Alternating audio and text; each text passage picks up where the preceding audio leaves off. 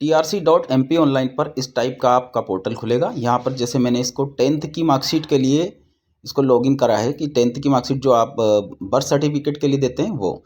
दूसरा रहेगा सबसे इम्पोर्टेंट, यहाँ पर सब स्टूडेंट उलझ जाते हैं। अगर आपके पास डिप्लोमा यानी कि डीएलएड हैं तो सिर्फ 12वीं ही आगे आपको अपलोड करना है, और अगर आपके पास आपने बीएड लगाया है तो ध्यान रहे उसमें ग्रेजुएशन लगेगा। यहाँ पर स्टूडेंट बहुत सारी गलतियाँ कर बैठते हैं कि अगर आपका डीएड लगा हुआ है और आप उसमें ग्रेजुएशन लगाने जाते हैं, या अगर बीएड लगा हुआ है तो उसमें 12वीं लगाने की कोशिश करते हैं। ऐसा नहीं होगा। यहाँ पर मैंने दिया है कि कैसे आपको 4 चीज़ें 5 अगर आपके पास मार्कशीट वगैरह है तो उनको एक साथ कैसे लगाई जाए। यहाँ पर है जेपीजी टू पीडीएफ 200, ये सब आपको गूगल के ऊपर लिखेंगे। फिर जो भी मार्कशीट आपकी अपलोड करनी, जैसे मैं आप ग्रेजुएशन अपलोड कर रहा हूँ उसके अंदर, है ना, तो ग्रेजुएशन या 12th मैंने फ़िलहाल की कंडीशन में आपको 12th बता रहा हूँ, तो 12th इसमें अपलोड करना है तो पिक्सल भी नहीं फटे और क्वालिटी भी अच्छी आ जाए। ऐसा कैसे मुमकिन है? तो ये इस साइट से आपको सारा काम हो जाएगा। यहाँ पर लॉगिन करेंगे, जैसे अपलोड करने के बाद यहाँ आपको साइट उसमें साइज़ देना, जैसे 95 मैंने साइज़ दिया, ऊपर देखो 419 ऐसा कुछ केबी में आ रहा है, तो ये अलाउ नहीं रहेगा, हमें चाहिए 400 से नीचे। अब मैंने 91 डाला है तो 167.51 केबी में आया है, तो ये हमारे लिए अलाउ हो सकता है। लेकिन इससे और थोड़ा सा ऊपर ले लेते हैं हम, ठीक है, थोड़ा सा और ऊपर लिया हमने, 92 लिया, देखो 175 हो गया केबी में।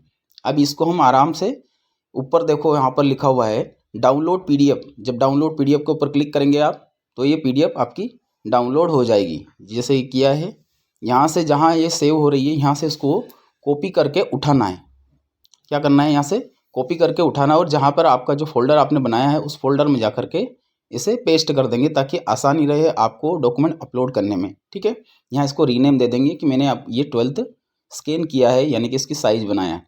अब यहाँ जा करके हम इसको 12th देंगे। ध्यान रखें डीएलएड आपने दिया है तो 12th आएगा। 12th में भी 2 ऑप्शन रहते हैं, अगर आपके पास साइंस है तो साइंस लो, साइंस नहीं है तो अदर का ऑप्शन ले सकते हैं, ठीक है। अपलोड करेंगे, यहाँ पर कुछ इस टाइप का डैशबोर्ड सामने आएगा। यह देखो आप सक्सेसफुली हो गया है। इसके बाद इसको यहाँ चाहें तो आप इसे देख सकते हैं।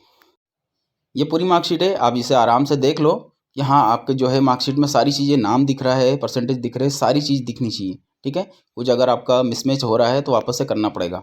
आगे चलते हैं, इसके अगली प्रोसेस जो है, अब वो कौन सी चीज़ अपने को इसमें अपलोड करना है। ध्यान रहे दोस्तों, सबसे इम्पोर्टेंट चीज़ यही रहेगा कि आपका अगर डीएलएड आपने लगाया है तो आपको 12वीं लगाना रहेगा, और अगर आपने बीएड लगाया है तो ग्रेजुएशन लगेगा। कुछ स्टूडेंट ने मुझे कमेंट्स करके भी पूछा था कि सर हमने ग्रेजुएशन के साथ हमने 12th भी उसमें लगा दिया, तो वो पॉसिबल नहीं है, वो चलेगा नहीं।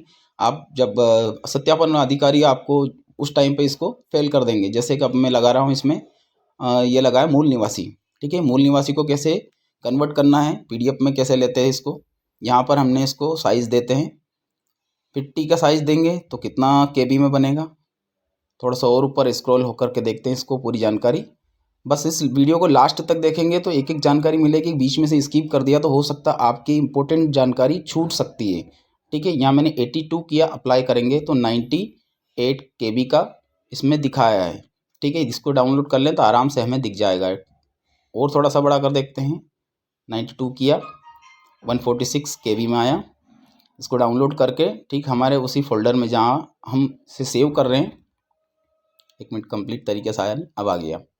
कॉपी करेंगे और उसी फोल्डर में जा कर के हम इसे पेस्ट कर देंगे। यहाँ जा कर के रीनेम देंगे कि क्या है, कौन सा सर्टिफिकेट, जैसे मूल निवासी है तो मूल निवासी इसमें लिखेंगे।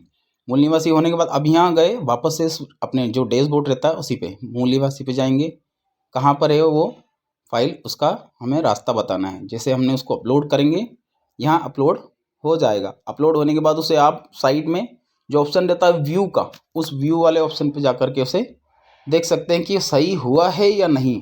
ऐसा तो नहीं कि मूल निवासी लगाने जा रहे हो और जाति लगा दिया तो आपका पूरा फॉर्म निरस्त हो सकता है। ध्यान रखें, ये अपलोडिंग की प्रोसेस है, इसमें ज़रा सी भी आपकी कहीं गलती हो गई तो हो सकता है कि आपने जो मेहनत की है उस पर सब पानी फिर जाएगा। अब इसको व्यू करके देखते हैं हम। यहाँ पर देखो आपके सामने ये पूरा मूल निवासी का पूरा डिटेल आ गया है। यहाँ जाने के बाद अगले जो रहेगा, मैं एक एक चीज़ें आपको कन्वर्ट भी कर रहा हूँ आपके सामने, ऐसा नहीं कि मैंने पहले से करके रख लिया है, जस्ट आपके सामने सारी प्रोसेस हो रही है, ठीक है।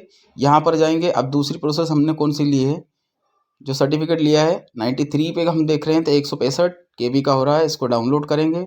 डाउनलोड करने के बाद सेम वही प्रोसेस, यहाँ से उसको कॉपी करके जिस फोल्डर में हम सारे डॉक्यूमेंट हमारे सेव कर रहे हैं वहाँ जा कर के उसे हम पेस्ट कर देंगे, ताकि आसानी रहती है कि आपका फॉर्म जो है कहीं गलत चीज़ आप कोई दूसरे डॉक्यूमेंट को अपलोड ना करें। ठीक है, यहाँ जाएंगे, जहाँ आपने पेस्ट किया है वो फाइल को आपको उठाना है। ये वाली फाइल थी, इसको एक बार ओपन करके देख लीजिए, नहीं तो अगर वहाँ से नहीं देखना चाहो तो यहाँ जा करके देख सकते हैं हम व्यू करके। जैसे इसको अपलोड करेंगे सक्सेसफुली दिखाएगा कि आपने जो सर्टिफिकेट लगाया है, जैसे मैंने यहाँ EWS या कैटेगरी सर्टिफिकेट लगाया है, तो कैटेगरी सर्टिफिकेट और EWS जो भी है आपके पास ये हो गया है यहाँ पर।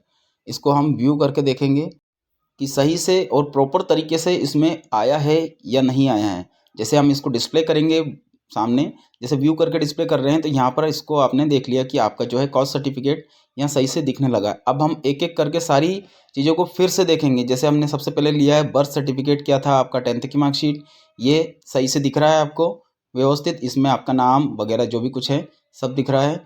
अगला जो रहेगा इसमें लिखा है, अब जैसे यहाँ पर मेरे पास है DLED किया है, तो DLED का जो हमने अपलोड किया है इसमें 2 मार्कशीट रहती है। दोनों मार्कशीट को स्टेप बाय स्टेप हम आपको व्यू करके दिखाते हैं। सबसे पहले हमने देखा है डिप्लोमा इन एजुकेशन की फर्स्ट जो मार्कशीट है वो सामने आपको दिख रही है। इसके बाद में स्क्रॉल करके हम जिसको मार्कशीट को नीचे लाएंगे, अब ये दूसरा वाला दिख जाएगा आपके सामने। क्लियरिटी है, ठीक है, इसमें हर एक चीज़ आपकी क्लियर दिखनी चाहिए। आगे है 12th, मैंने आपको पहले ही बता चुका हूँ, ये गलती आप बिल्कुल ना करें। DLED अगर आपने लगाया है तो 12th लगेगा, और B.Ed अगर लगाया है तो ग्रेजुएशन लगेगा। जैसे मैंने अब यहाँ पर DLED लगाया था तो 12th की मार्कशीट इसमें अपलोड करना है मुझे, तो यहाँ पर मैंने आपको दिखा दिया।